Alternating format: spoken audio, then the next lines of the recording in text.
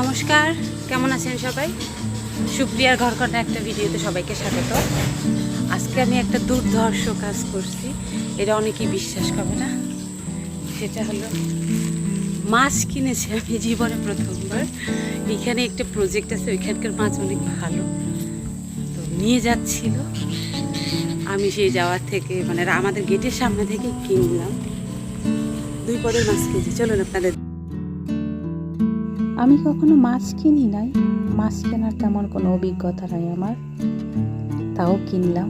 এই বড় মাছটা দেখে আমার খুব পছন্দ হয়েছে, আর এই ছোট মাছগুলো তরতাজা, মাত্র উঠে নিয়ে আসতে। আগে একবার এখানে মাছ কিনছিল, এত স্বাদ। আমি জানি এগুলো কাটতে আমার অনেক কষ্ট হবে, তারপরও আনলাম, কারণ আমরা সবাই না খেতে খুব পছন্দ করি ছোট মাছ। আচ্ছা, এগুলো ফ্রিজে ঢুকাই রান্নাটা সাইরে ফেলাই।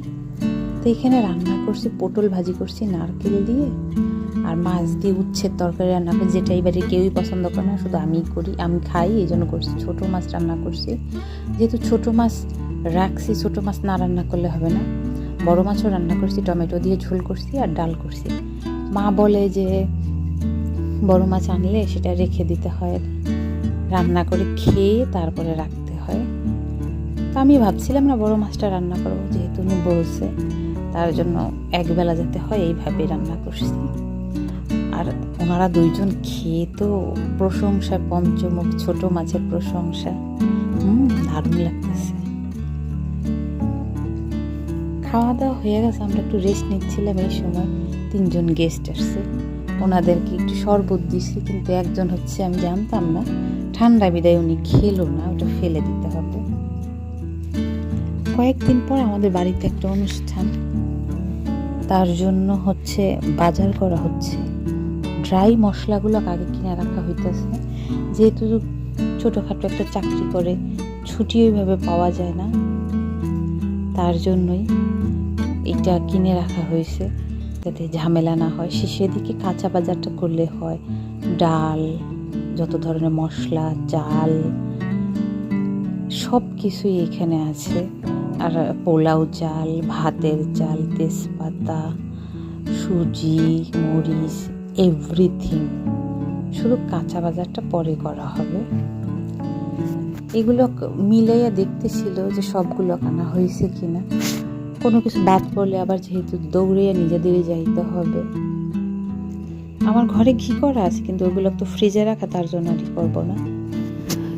আর অনেক দিন যাবত এই সুইজারল্যান্ডটা পরিষ্কার করতে চাইছি, কিন্তু আজকে করলাম।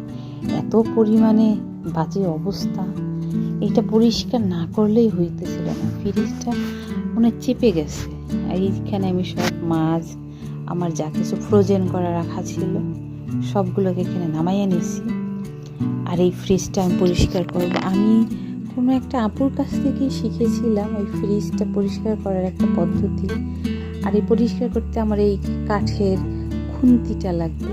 আমি প্রথমে একটু লবণ, আগের বার করছিলাম স্প্রে করে দিয়েছিলাম জলের সাথে মিশাইয়া, কিন্তু কাছাকাছি স্প্রে বোতলটা পেলাম না বিদায় লবণটা আগে বরফের উপরে লাগাই দিলাম। বরফের উপরে লবণ দিলে তো একটু নর্মাল হয়ে যায়, এটা গলতে শুরু করে, তো এই জন্য ভালো হয়। আমি যেখানেই যাইতাম আমি সবাইকে বলতাম যে ফ্রিজ পরিষ্কার করতে হলে আমাকে বলবে, কারণ আমার ফ্রিজ পরিষ্কার করতে ভালো লাগে, সত্যি কথা বলতেছি। ব্যাস 5 মিনিট যদি রেখে দেওয়া হয় লবণটা লাগাইয়া, তাহলে একটু এই কাঠের ইটা দিয়ে হালকা একটু টাচ করলে ঝরে যায়। কিন্তু আমি তো সঙ্গে সঙ্গে করতেছি, আমার হাতে সময় খুবই কম, তারপরে একটু একটু করে দিতেছি আর ঝরে ঝরে পড়তেছে। একেবারে শীতল হয়ে যাইতেছি আমি, এত ঠান্ডা। এটা যদি গলে আমার পুরো ঘর ভেসে যাবে। তো কোনো একটা সময় আমার বৌদিদেরও আমি বলতাম যে হ্যাঁ, তোমরা আমাকে দিয়ে আমি করি। ফ্রিজটা পরিষ্কার না থাকলে জানেন একদমই ভালো লাগে না। আর ফ্রিজটা পরিষ্কার থাকলে জায়গাও অনেক বেশি হয়, বরফের কারণে তো জায়গাও কমে যায়। আপনারা বিশ্বাস করবেন না, আমি কোনো এক সময় ফ্রিজের কোনো খাবারই পছন্দ করতাম না। ফ্রিজে রাখলে এখনও তরকারি রাখা পছন্দ করি না, কিন্তু দায় বলে না রাখতে হয়। ছোট পরিবার হলে যা হয়। এই হচ্ছে ফাইনাল চেহারা। যুদ্ধ করে আমি সেই যুদ্ধে জয়ী হয়েছি। ফ্রিজটা এখন কত সুন্দর দেখা যাইতেছে, যাক ক্লিন হয়ে গেছে। নিচে যে খাবারগুলো রাখা হয়েছে ওইগুলোকে এখন একে একে না ভরলেই হবে না, জল ছাড়তে শুরু করছে। তো যা কিছু আছে একে একে সব ভরি। আর এগুলোকে আমার প্রত্যেকটা খুবই প্রয়োজনীয় জিনিস, আমি এগুলোকে একটাও নষ্ট করতে পারবো না। বেশি দুধ নাই, যেহেতু এখন কাকা দুধ দেয় না, অন্য জায়গা থেকে দুধ আনতে হয়, তাহলে আরও বড় সমস্যা। এখানে একটু বরফ বসায় রাখলাম ট্রেটায়, নারকেল বাটার সব কিছুই পাবেন আপনি আমার ফ্রিজে। একেবারে সন্ধ্যার আগ মুহূর্তে এখানে দেখুন আমার ক্যাপসিকাম গাছে ক্যাপসিকাম বড় হচ্ছে না, কিন্তু আমি খুব খুশি। দিনভর এটা মা দেখে ধরে, আর উনি বলে এটা কেমন ধরনের মরিচ, কেমন ধরনের মরিচ। সব গাছগুলোকে যদি হইতো আমি মনে হয় বিজনেস করতে পারতাম ক্যাপসিকাম দিয়ে। আর এই দেখুন আমার লাল মরিচের ক্ষেত কতটা সুন্দর লাগতেছে। এরকম যদি 4-5টা মরিচ গাছ থাকে আমার মনে হয় না মরিচ কিনা খাওয়া লাগবে। যাই হোক, সন্ধ্যা হয়ে গেছে, সন্ধ্যা দিয়ে দিছি। আমি একটু মুড়ি খাচ্ছি।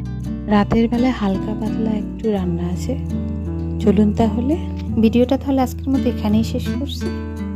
যদি ভালো লেগে থাকে তাহলে অবশ্যই একটা লাইক করে দেবেন, আর যদি ভিডিও সম্পর্কে কিছু জানার থাকে অবশ্যই কমেন্ট করে জানাবেন। সবাই সুস্থ থাকবেন, ভালো থাকবেন, সাবধানে থাকবেন। দেখা হবে পরবর্তী আরও একটা ভিডিওতে। ততক্ষণের জন্য সবাই ভালো থাকবেন।